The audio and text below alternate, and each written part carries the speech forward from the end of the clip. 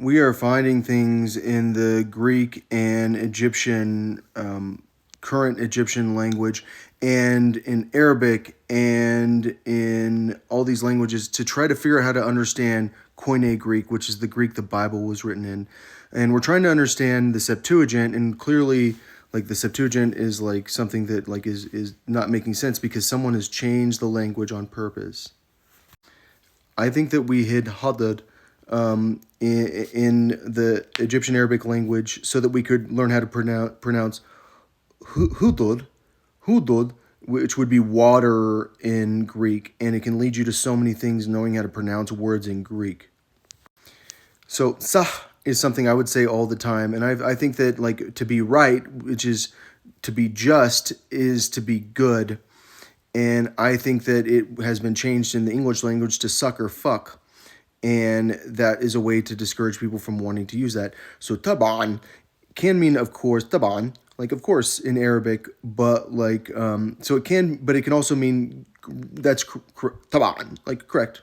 Yes, like I mean, so I mean that's the thing about language, like it can be like that. So like I think that taban is actual Arabic. So we looked at Isaac, and Isaac is something I would say in Egypt like every day. What's up? And then everyone you'd probably say kulat man, and like and that would mean like something, and like it's Egyptian I think, and is R-I-U yuck good. Are you good? Kulataman, I think, has a relationship to the cold weather. Like it's cool outside. Like in Egypt, like especially back then, there's no way you would ever like even today. Like a lot of people don't have air conditioning. Like you like when it's cool, a tamam. But I don't know what tamam man is. So instead of hone in Egypt, we say henna. There are henna tattoos, and but hone means here. Like on a second henna, like I live here. Albeit Fain, Hina. Like the house is where? Oh, it's here. Like if you point into the map, say Hina. So a hen in English is a chicken, a female chicken. I think they get more specific with the word. Like there's a fire and then there's a flame, and we've realized that like they're hiding something with the word flame, or I think that, and like in that's and a hen is more specific than chicken. But you see those little marks around those Arabic words, like underneath and above. Those are marks that tell you like how to pronounce like short vowels, like I and and so like when it's henna, like it's because the mark is below. But if you put the mark above, which is your natural response to seeing that, probably would be hana, which is the word for John, I think, in Arabic. But it's also a female's name in India, which is it's probably Hindi. So we're finding a lot of Hindi in here, like Maya for water, which is an interesting thing that like the word for water is coming from allusions from the Sanskrit speakers. But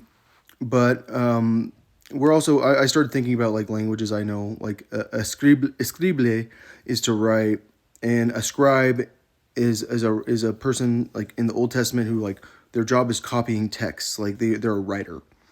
Like so they were that was how you wrote that, but to scribble is to write in English, but it's kind of just to scribble down some notes because you'd definitely be scribbling it, but like you wouldn't scribble a book. Um, but I start thinking about the words like in the middle, like a baby bed and a crab, which I think is going pretty far. But then there's a crustacean, and what is the crust? The crust is the earth is the crust. But like I feel like there are multiple languages, and I might have gone too far. But it's also the exterior of bread, so it's like an exterior type thing.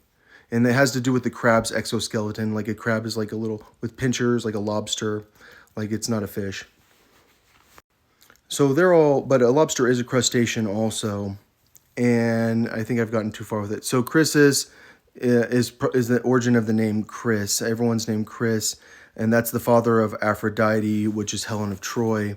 And where is Troy? I'm thinking Troy is Jerusalem, and that's a secret because it was a walled city, and everyone's lying about like how long the walls of Jerusalem have been built. Like, isn't that crazy that they could be lying about that? So when I see crustacean and I see Achaean, That is an army that was led by Agamemnon, and I think they were going against the Trojans, right? They were going against Troy. Wait, no, Agamemnon would be from Troy because Chrysis would be the father of Aphrodite, and he's mad that they've got Aphrodite, right? Because that's what the war's over. I'm talking about the only like really old Greek history we have. Like so like we know the Peloponnesian Wars and like but it's all mythology related to Troy. And I just bought the Iliad and I just like kind of opened it up. It is that hard to read the version I have. I think that the Greek doesn't know what Greek means probably. So a sha'a is an apartment or a flat in English, but like I think that the British English like is it's the old English. Like they're trying to make like the language less Greek. I think like that's my opinion about them. Like they were trying to ruin like purposely trying to like change English that much. So what's a flat? The Earth is flat. Like it's not flat. Like it's something flat. Like it's like the bed I'm sitting on is flat. But a shocker is like a surprising situation, but it's also to be shocked, like to be electrocuted. But it's also it's like I am completely shocked. Like that was a shocking thing that you could say to me. But a sha'a is Egyptian Arabic versus a shaka, which would be what how other people would say it with a cough, and that's why I think like if you're looking at Arabic words, I would probably look for the word cough because I do think that Arabic has its origin in Egypt, and Egyptians can't like figure out how to pronounce cough. So sha'a is something that like Satan, versus Satan, like you could probably never even say Satan. And what is Satan in English saying? Like I'm saying that this is the situation. What I'm saying is this. So everyone always says I'm saying. So I'm Satan, but sha'a. All right. So now we're to Kyrios Sabaoth. So Kyrios is Lord or Master or Owner, Supreme in Authority. Can mean Sir, maybe. I think it's probably the Lord of Egypt. Paul refers to pagan idols as Kyrios. So there's Cairo, Carios. A rio is a river in Spanish. Kahira is doesn't sound like Curios. But Sabaton is different than Sabaoth, and that's kind of what we're talking about. I'm sorry if this is getting too hard. So there's Kyrios Sabaoth, which is Lord Sabaoth, and then there's Kyrios Estin to Sabaton, which is like what Isus calls himself, like Lord of the Sabbath. But like when you say tu, like it sounds like Spanish. Like a lot of the time we're saying tus, and tu, and it's Spanish for you. Like your would be tus. Tus ropas son muy sucio. Your clothes are very dirty.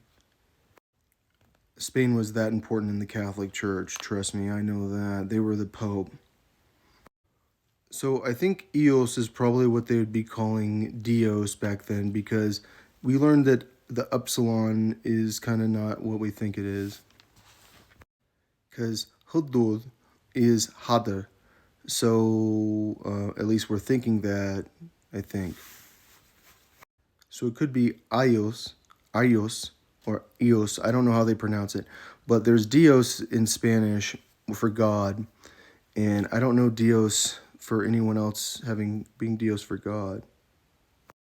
So Atu is something that you'll see a lot in Greek, and that's him. And auto is like a huge thing it's like automatic in English. Like you know what auto means. Like it's hard to explain. Existing is it is lawful existing, like is a word in English still. And like that's why I'm like looking at these going, okay, which ones are interesting, because matar is in Spanish, but mathetai would be like the dead to me. Like when I see mathetai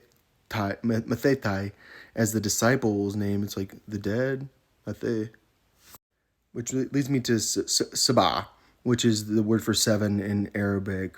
So Sabaoth is Sabah, and I think that's important to note.